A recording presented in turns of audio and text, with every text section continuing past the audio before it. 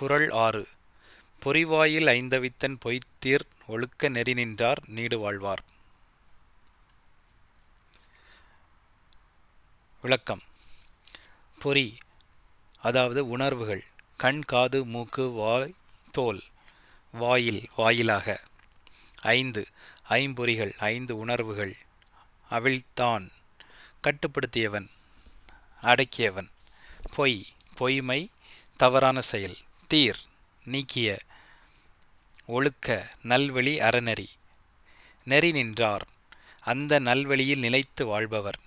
Need வாழ்வார் நீண்ட நாள் நலமுடன் வாழ்பவர்.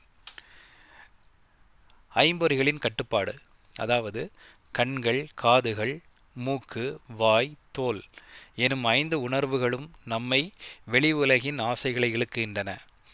அவற்றை அடக்கி கட்டுப்படுத்துவது மிக கடினம். ஆனால் அதுவே மனிதனின் பெரிய வெற்றி. பொய்மை இல்லாத வாழ்க்கை. உணர்வுகள் அடக்கிய பிறகு பொய்மையிலிருந்து விலகி உண்மையோடு நடக்க வேண்டும்.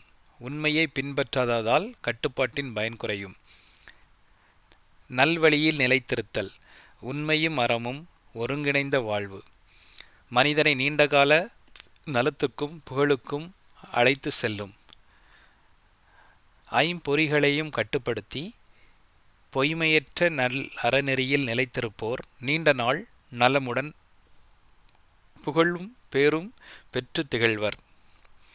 நன்றி.